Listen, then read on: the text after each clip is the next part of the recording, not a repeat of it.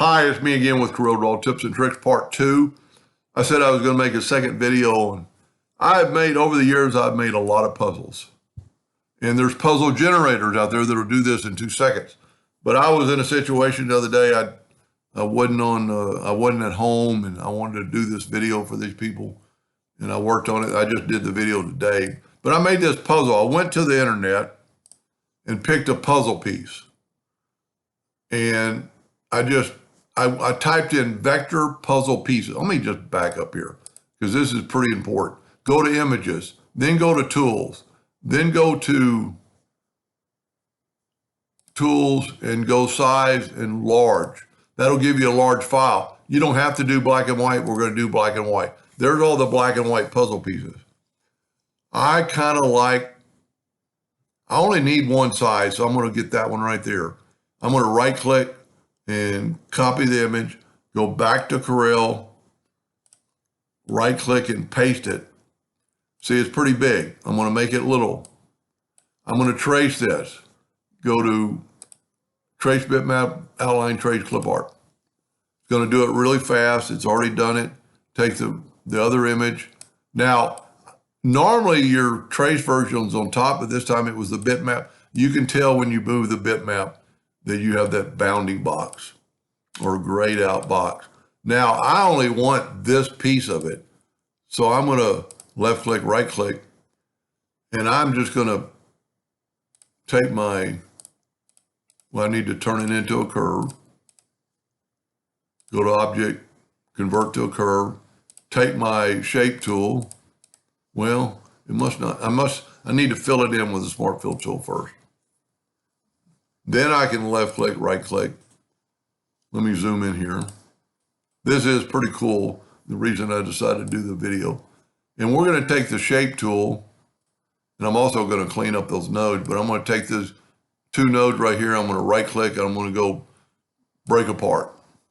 I'm going to go to this very end one. I'm going to right click and break apart. Now I can get my virtual segment delete key and swipe through here. I must not have broken apart successfully. Let me get rid of that node. Right click, break apart. Yep, there it is. Now I can cut and I got rid of those lines. Now there's one way to make this top dead center. Let's bring in an indexing line, and we're going to put that node right on that indexing line. Then we're going to double click on it and move the center rotation of that node. And then we're going to bring this to that line. And it should just kind of snap to it. I'm going to have to zoom in a little bit. So double click on it again, grab that node, and it should snap, because we need that to be a pretty much good line. Now I'm going to get rid of these other nodes just to make it a little bit cleaner. You can see we got a little bit of a curve. I'm going to right click and turn these into a line. I'm going to right click and turn these into a line. So now kind of messed up my puzzle, but I can readily fix that by just taking that and putting a little curve to it. You see, this is turning into a line, so now I'm going to turn it into a curve and bring it back. But it's still going to be, a little bit, and they don't have to be perfect because it's a puzzle. Now, what I did, I'm going to make this thing. Let me hit P and put it in the center of the page. I'm going to make it 2.02 big. I want a little extra because what I'm going to do now is I'm going to take a 12 by 12 rectangle. My ratio's locked, so I can type in 12, both, hit P. And I really don't need indexing lines for this case, but I'm going to bring in indexing lines, snap to it. I'm going to set my nudge factor on 2 inches. And I'm going to move that over, grab the indexing line, it'll turn red, move it over, Control D, move it over. It'll just give us a look. Now I'm going to bring in an indexing line from the top, bring it down, Control D. You don't need another copy on the other one. Now I'm going to bring my puzzle piece into this box. And the reason I made it a little bit bigger than 2 inches, just so I won't possibly leak. I want to be able to get everywhere. And I just happened to snap right to it. Now, because we're using 2 inches, we can select that, hit the plus key and nudge it down. Control D, Control D, Control D. Now all our puzzle pieces are going the same direction, but at this time we could actually rotate it. And I think if we rotate it from this, or not rotate it, but mirror it, see how it mirrored it? If you didn't have it on this, this is what's going to happen when you mirror it. It's going to mirror it from the center. We don't want that. We want it from this line. So we're going to take here, and once you put that there, it'll be there and mirror it. That looks pretty good. We got 2 together. That don't really matter. I'm going to control, you know what I'm going to try to do? Let's try this. I'm going to select it all. I'm going to grab the shape tool, and I'm going to go through here, and I'm going to go to Windows, Dockers, Join Curves. Just set it pretty low, maybe like 0.02, and hit apply. What that did, that made this so it won't have any leaks. And now it's all one piece. So now I Control D and move that over. Control D, Control D, Control D. Now, these are all going the same direction because we could take this one. And because these are equal, we need to move this back to the center. And then when we mirror it, it'll be right there.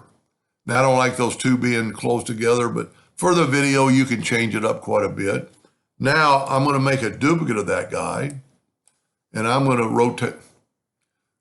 Wow, I must have moved it. It looks like it's an angle. So what I need to do, I need to rotate it 90 degrees. So I'm going to go plus 90. I must have hit 9. Plus 90. So, why isn't that working? I'll tell you what. What am I doing wrong?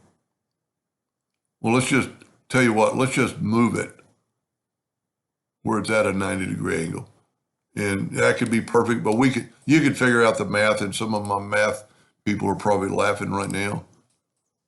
But anyway, take this and put it right on that line. Double click on this. It's way over here probably. Double click on it and move the center rotation to that node. And then we're going to do the same thing we did earlier.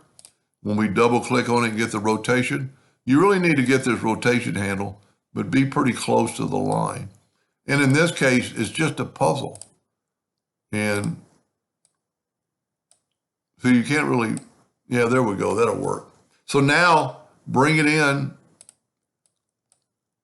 Let's get it out of the way and get that node right there and put it right there.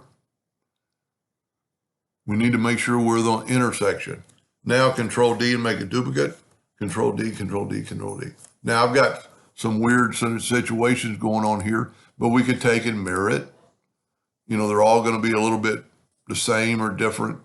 And you could actually mirror it the other way too, and then mirror it the other way, whatever you want to do. Now, hopefully we'll keep our fingers crossed and we don't have any leaks because of the fact. Now, this is for some reason, look, it is. It's good. So we're at 2.02. So our little bitty lines are outside the box, which might help us have a leak. So let's set our nudge factor on 14. And let's take our Smart Fill tool. We're going to use the same color. And we're just going to nudge these over. And because I made those longer, I'm pretty sure I'm not going to have a leak. Now, you could color them in at the same time now in different colors, but this is a little faster, I think. And if you had a leak in the Smart Fill tool, you would notice it right off the bat. So just make them all the same color. And by making that thing, look, there's one that just has 2 males. Okay, now we can take this and move it out of the way. We can close this window. And this is what I was kind of thinking anyway. So let's, this way you've got an individual deal. We can leave that one blue, but we're going to make that one yellow. We're going to make that, see, it's a little bit, to me, it's a little bit faster. You know, you have to kind of click off. And actually, if you did all the same color at the same time, you know, just kind of sporadically hit the yellow. So that way you won't have 2 colors touching. Let's do, Let's put an orange up there. And just, imagine different colors. You can leave some of them. The advantage of maybe filling them in, you can leave them, some of them blue. But you can click on the color first, do a peach one, do a light blue, do a dark blue. That's even darker than the original. Let's do another green. You don't probably want two colors touching. We could leave that in. The only thing disadvantage on being a laser engraver, we don't have too many colors, being RGB. But if you're printing this, you could turn on your CMYK color and you'd have a lot more colors. We'll leave that one that blue. I probably don't even have to finish this. You kind of get the idea. And then just do what we did on the first video. Now, one thing, I will finish it because you need to group it together. I'm just going to finish this thing real quick. You need to group it together to get the lens tool to work. Now instead of using an apple this time, I'm going to use just a circle and you'll get the idea. So I'm not doing a very good job of picking maybe the best colors, but you get the idea. Anyway, then to make this work, you got to group this together, Control G. I'm just going to use an ellipse this time. Bring it in. Now because this is a group, you can select them, go all and go EC and it'll put it in the center. But you need to make sure, to make the lens work, you need to make sure you're on this line. And then just go to Effects and go to Lens and go to Fisheye and look at that. And then freeze it. You have to, it's called frozen, but if you freeze it, and then it'll look like that. That's a pretty neat effect, regardless of the apple. And like I showed in a video, if I want to get rid of those indexing lines, there's a lot of ways. I can go to Edit, select all guidelines, and then hit Delete. Or if you want to do something later, you can just turn your guidelines off. Or if you want to select one of your guidelines and then hit Control A, which is Control All, and then hit Delete. Anyway, I hope that helped those people make that, and thank you for watching.